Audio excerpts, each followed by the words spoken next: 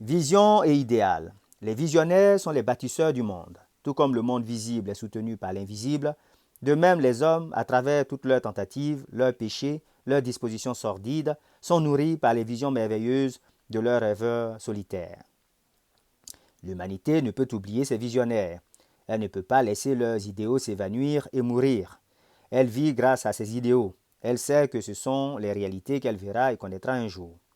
Les compositeurs, les sculpteurs, les peintres, les poètes, les prophètes, les sages sont tous les bâtisseurs d'un au-delà, les architectes du paradis. Le monde est magnifique parce qu'ils ont vécu. Sans eux, l'humanité laborieuse périrait. Celui qui nourrit une vision merveilleuse, un idéal élevé au plus profond de son cœur, les réalisera un jour. Christophe Colomb entretenait la vision d'un autre monde et il l'a découvert. Copernic caressait la vision d'une multitude de mondes dans un univers plus grand et il nous les a dévoilés. Bouddha entrevoyait un monde spirituel parfaitement paisible et d'une beauté sans tache et il y est entré. Chérissez vos propres visions, alimentez vos idéaux, nourrissez la musique qui attise votre cœur, la beauté prend forme dans votre esprit, l'amour qui enveloppe vos pensées les plus pures, car c'est à partir de tout cela que grandiront toutes les conditions du ravissement et d'un environnement céleste. À partir de tout cela et à condition d'y rester fidèle, votre monde se construira finalement. Désirer, c'est obtenir. Aspirer, c'est atteindre. Les désirs les plus vils de l'homme devraient-ils être récompensés et ses aspirations les plus pures mourir d'inanition, faute d'aliments? Telle n'est pas la loi. Un tel ordre des choses n'aura jamais cours. Demandez et vous recevrez. Rêvez à des choses sublimes et tandis que vous rêverez, vous obtiendrez ce que vous aurez rêvé. Votre vision est la promesse de ce que vous serez un jour. Votre idéal est la prophétie de ce que vous pourrez enfin dévoiler. La plus grande des réussites fut d'abord un rêve pendant un certain temps. Le chêne sommeille encore dans un gland. L'oiseau est en attente dans l'œuf. Et dans la plus haute vision de l'âme, un ange en état de veille remue doucement les ailes. Les rêves sont les germes de la réalité. Les conditions qui m'entourent peuvent parfois me sembler difficiles et sans espoir, mais elles ne le demeureront pas longtemps si je poursuis un idéal et si je m'efforce de l'atteindre. Vous ne pouvez pas voyager à l'intérieur de vous sans que des changements ne s'opèrent à l'extérieur de votre être.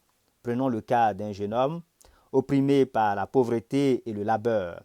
Il travaille de longues heures dans un atelier malsain.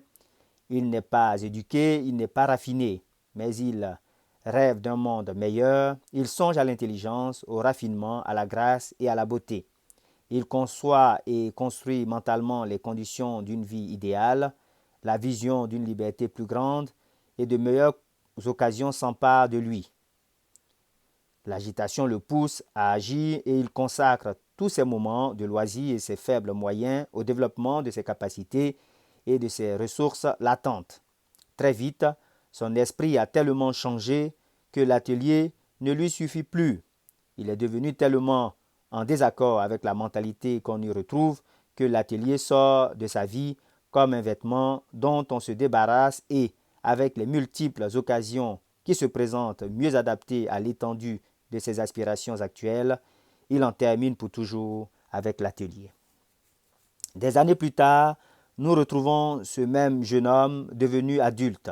Il maîtrise maintenant certaines forces mentales qu'il exerce avec brio et avec une puissance presque sans égale. Il tient entre ses mains les ficelles de responsabilités énormes. Il parle et le cours de plusieurs vies en est transformé. Les hommes et les femmes sont suspendus à ses lèvres, adaptent leur propre caractère au sien et, tout comme le soleil, il est le centre lumineux autour duquel tant de destinées tournent. Il a réalisé la vision de sa jeunesse. Il ne fait plus qu'un avec son idéal.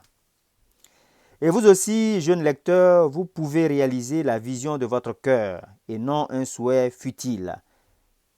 Qu'elle soit indigne ou merveilleuse ou un mélange des deux, car vous graviterez toujours autour de ce que vous aimez le plus dans le secret de votre être.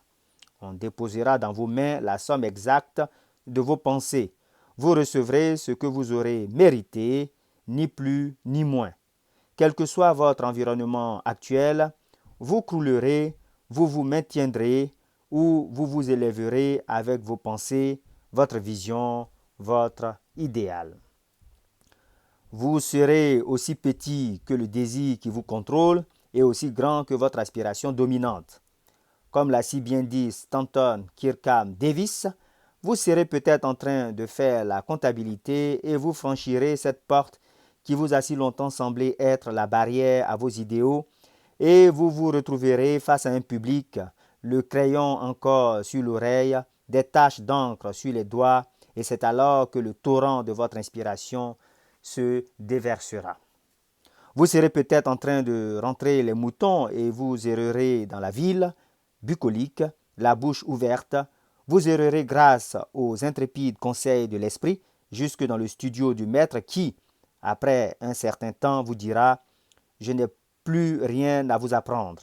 Vous êtes maintenant devenu le maître, celui qui rêvait de grandes choses il n'y a pas si longtemps en gardant ses moutons.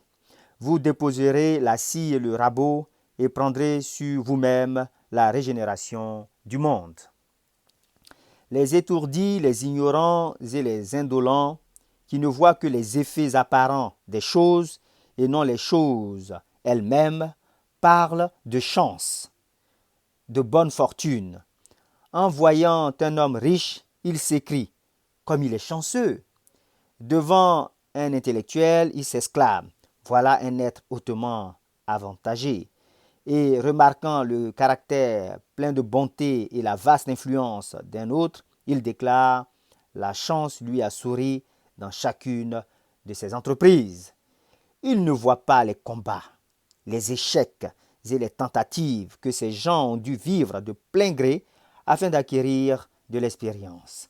Ils n'ont aucune idée des sacrifices qu'ils ont dû faire, des efforts qu'il leur a fallu soutenir, des renoncements dont ils ont fait preuve afin de surmonter l'insurmontable et de concrétiser la vision qu'ils avaient en leur cœur. Ils ne voient pas l'ombre et la douleur. Ils ne voient que la lumière et la joie, et c'est ce qu'ils appellent la chance. Ils ne voient pas le voyage long et pénible, mais ils ne retiennent que le côté plaisant du but et l'appellent bonne fortune. Ils ne comprennent pas le processus.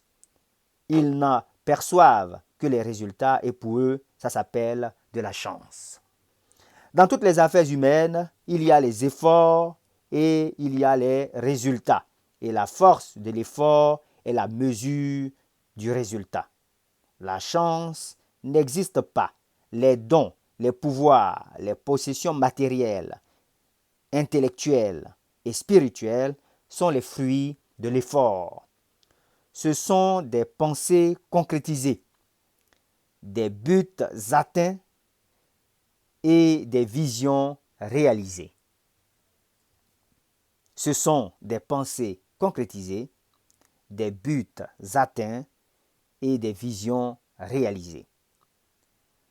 Vous construirez votre vie à l'image de la vision que vous glorifiez dans votre esprit et de l'idéal qui règne dans votre cœur.